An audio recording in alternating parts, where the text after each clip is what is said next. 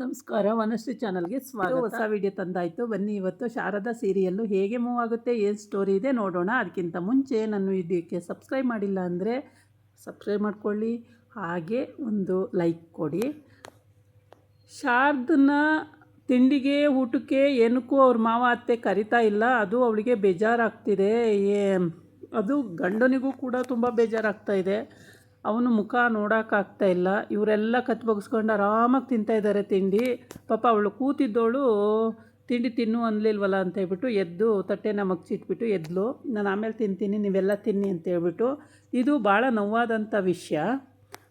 ಅವ್ರ ಮಾವ ಕೂಡ ಒಂದು ಮಾತಿಗಾದ್ರೂ ತಿನ್ನಮ್ಮ ಅಂತ ಹೇಳಬೇಕಿತ್ತು, ಅವನು ಕೂಡ ಹೇಳಲಿಲ್ಲ. ಇದು ಅವಳ ಗಂಡಿಗೆ ಭಾಳ ಕಷ್ಟಕರವಾದ ವಿಷಯ ಆಗಿದೆ. ಹಾಗಾಗಿ ಅವನು ತುಂಬ ಫೀಲಿಂಗ್ ಮಾಡ್ಕೊಂಡಿದ್ದಾನೆ, ತುಂಬ ಬೇಜಾರು ಕೂಡ ಆಗಿದೆ. ಹಾಗೆ ಶಾರದಂಗೆ ನೀವು ಊಟ ಮಾಡಿ ಶಾರದವರೇ, ಕೂತ್ಕೊಳ್ಳಿ ಅಂತಾನೆ. ಇಲ್ಲ ನಾನು ಆಮೇಲೆ ಊಟ ಮಾಡ್ತೀನಿ ಸರ್, ನೀವು ಊಟ ಮಾಡಿ ಅಂತಾಳೆ. ಮತ್ತು ಹೀಗೆ ಎಲ್ಲರೂ ಊಟ ಆಗ್ತಿದೆಯಲ್ಲ ನೀವು ಕೂತ್ಕೊಳ್ಳಿ ಅಂತಾನೆ. ಇಲ್ಲ ಇಲ್ಲ ನೀವು ಊಟ ಮಾಡಿ, ನಾನು ಆಮೇಲೆ ಊಟ ಮಾಡ್ತೀನಿ ಅಂತೇಳಿ ಅವಳು ಎದ್ದು ಬಿಡ್ತಾಳೆ. ಇದ್ದು ಶಾರದಂಗೂ ಭಾಳ ದುಃಖ ಆಗುತ್ತೆ. ಅವಳು ತೋರ್ಪಡಿಸ್ಕೊಳ್ಳಲ್ಲ. ದುಃಖ ಆಗಿದ್ರೂ ಕೂಡ ಅವಳು ನೋವನ್ನು ಅವಳು ತಿಂತಿರ್ತಾಳೆ. ಆಮೇಲೆ ಅವಳು ಊಟ ಕೂತ್ಕೊತಾಳೆ. ಆವಾಗ ಎಲ್ಲರದು ಊಟ ಆದಮೇಲೆ ಊಟ ಕೂತ್ಕೊತಾಳೆ. ಆವಾಗ ಇವನು ಬಂದು ಒಂದು ತಟ್ಟೆ ಇಟ್ಕೊಂಡು, ಅಲ್ಲ ಶಾರದವ್ರೆ, ಜೊತೆ ಕೂತ್ಕೊಂಡು ಊಟ ಮಾಡಬೇಕು, ಅದು ಬಿಟ್ಟು ನೀವು ಒಬ್ಬರೇ ಯಾಕೆ ಸಪ್ರೇಟ್ ಆಗ್ತೀರಾ ಅಂತ ಕೇಳ್ತಾನೆ. ಇರಲಿ ಬಿಡಿ ಸರ್, ನಾನು ಈಗಲೇ ಊಟ ಮಾಡಿದ್ರೆ ಏನಾಗುತ್ತೆ ಬಿಡಿ, ಪರವಾಗಿಲ್ಲ ಇರಲಿ ಅಂತಾಳೆ. ಆಮೇಲೆ ಅವ್ರ ಮನೇಲಿ ಪುರೋಹಿತರು ಕರೆಸ್ಕೊಂಡಿರ್ತಾರೆ. ಪುರೋಹಿತರು ಕರೆಸಿ ಅಲ್ಲೇನೋ ಶಾಸ್ತ್ರ ಅದು ಇದು ಕೇಳಬೇಕು ಅಂತ ಹೇಳ್ಬಿಟ್ಟು.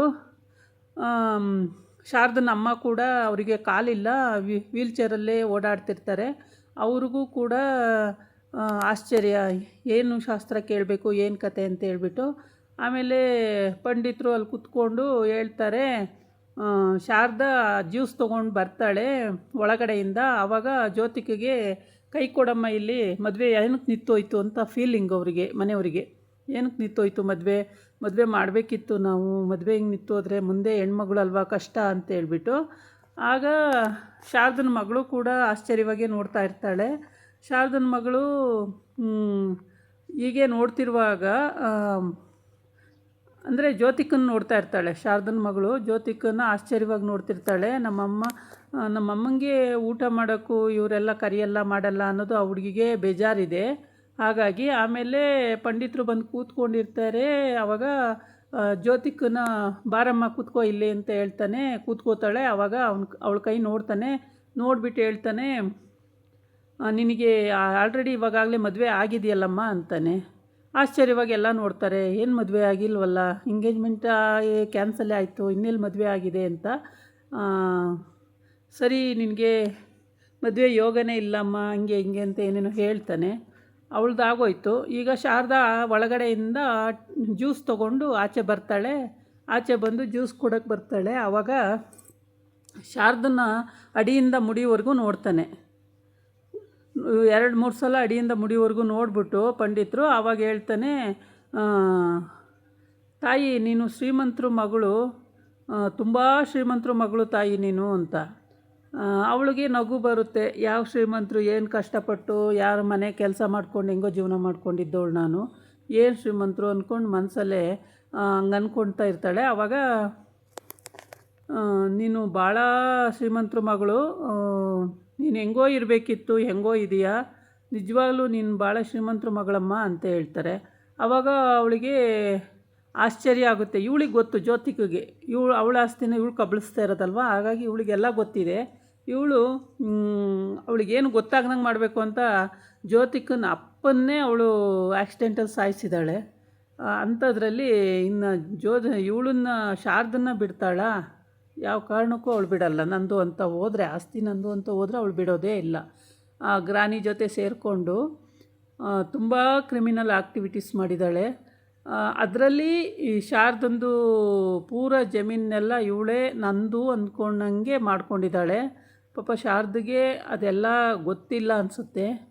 ಅವಳು ಸ್ವಲ್ಪ ಮುಗ್ದೆ, ಯಾವುದ್ರ ಬಗ್ಗೆನೂ ಅಷ್ಟು ತಲೆ ಕೆಡಿಸ್ಕೊಳ್ಳಲ್ಲ, ಮುಗ್ದೆ ಆಗಿರ್ತಾಳೆ. ಅವಳು ಇವ್ರ ಮನೆ ಕೆಲಸಕ್ಕೆ ಬಂದು ಸೇರ್ಕೊಳ್ತಾಳೆ ಶಾರದಾ. ಆವಾಗ ಕೆಲ್ಸಕ್ಕೆ ಬಂದು ಸೇರಿಕೊಂಡಾಗ ಅವಳು ಗಂಡ ಆಗಿರೋ ಅಂಥವ್ನು ಇವಾಗಿದ್ದಾನಲ್ಲ ಅವನು ಅವಳನ್ನ ಪ್ರೀತಿಸಿ ಮದುವೆ ಮಾಡ್ಕೋತೀನಿ ಅಂತಾನೆ. ಅವಳು ಗಂಡ ಬೇರೆ ಕಡೆಯೇ ಇದ್ದಾನೆ, ಅವನು ಇನ್ನೊಬ್ಬಳನ್ನ ಮದುವೆ ಆಗಿ ಬೇರೆ ಕಡೆ ಇದ್ದಾನೆ. ಈ ಮಗು ವಿಷಯ ತಗೊಂಡು ಅವನು ಆವಾಗವಾಗ ಬಂದು ಇವಳಿಗೆ ಕಿರುಕುಳ ಕೊಡ್ತಾಯಿದ್ದ. ಆವಾಗ ಅವನನ್ನು ಪೊಲೀಸ್ಗೆ ಹ್ಯಾಂಡ್ ಓವರ್ ಮಾಡಿ ಎಲ್ಲ ಮಾಡಿ ಕೊನೆಗೆ ಶಾರದನ ನಾನೇ ಮದುವೆ ಆಯ್ತೀನಿ ಅಂತ ಇವನು ಮದುವೆ ಆದ. ಮದುವೆ ಆದಮೇಲೆ ಈ ಮನೆಗೆ ಸೇರಿಕೊಂಡಿದ್ದಾಳೆ. ಇವಾಗ ಸ್ವಲ್ಪ ಒಳ್ಳೆ ಲೆವೆಲ್ಲಿದೆ. ಅವಾಗಂತೂ ಮನೆ ಕೆಲಸ ಮಾಡಿಕೊಂಡೇ ಇರಬೇಕಿತ್ತು, ಇವಾಗ ಒಳ್ಳೆ ಲೆವೆಲ್ಲಿದೆ. ನೀನೇನಮ್ಮ ಇಷ್ಟು ಶ್ರೀಮಂತರ ಮಗಳಾಗಿ ನೀನು ಇಲ್ಲಿ ಮನೆ ಕೆಲಸ ಮಾಡ್ಕೊಂಡಿದ್ದೀಯಾ ಅಂತ ಈ ಪಂಡಿತರು ಕೇಳ್ತಾರೆ. ಆವಾಗ ಅವಳು ಏನು ಹೇಳಬೇಕು ಅಂತ ಗೊತ್ತಾಗಲ್ಲ, ಸುಮ್ಮನೆ ಆಗಿಬಿಡ್ತಾಳೆ. ಮತ್ತು ಎಲ್ಲರೂ ಮುಖ ನೋಡ್ತಾರೆ, ಏನು ಈ ಥರಕ್ಕೆ ಹೇಳ್ತವ್ರಲ್ಲ ಇವರು ಅಂತೇಳ್ಬಿಟ್ಟು ಮುಖ ನೋಡ್ತಾವ್ರೆ. ಏನೂ ಅರ್ಥ ಆಗಿಲ್ಲ. ಅರ್ಥ ಆಗೋಷ್ಟರೊಳಗೆ ಕಾಲ ಮಿಂಚೋಗಿದೆ ಅನಿಸುತ್ತೆ. ಮತ್ತು ಈ ಪಂಡಿತರು ಹೇಳಿದ್ದನ್ನು ಲೆಕ್ಕಾಚಾರ ಮಾಡುತ್ತಾರೆ ಅನಿಸುತ್ತೆ. ಆವಾಗ ಮುಂದೆ ಇನ್ನೂ ಯಾವತ್ತೋ ಸತ್ಯ ತಿಳಿಯೋದಕ್ಕಿಂತ ಬೇಗ ತಿಳ್ಕೊಂಡ್ರೆ ಒಳ್ಳೆಯದು ಅಂತ ನನ್ನ ಭಾವನೆ ಇದೆ. ಕೆಲವೊಂದೊಂದು ನಿಜವಾಗ್ಲೂ ಹೇಳಿರ್ತಾರೆ, ಅದು ನಮಗೆ ಏನೋ ಇವರೊಂದು ಹೇಳ್ತಾರೆ, ದುಡ್ಡು ಕಾಸು ಬೇಕಾಗಿರುತ್ತೆ ಅದಕ್ಕೆ ಹೇಳ್ತಾರೆ ಅಂದ್ಕೊಳ್ತೀವಿ, ಅದು ಸುಳ್ಳು. ಇದಾಗಿತ್ತು ಇವತ್ತಿನ ವಿಡಿಯೋ. ನಾಳೆ ಇನ್ನೊಂದು ವಿಡಿಯೋ ಜೊತೆ ಬರ್ತೀನಿ. ನಮಸ್ಕಾರ.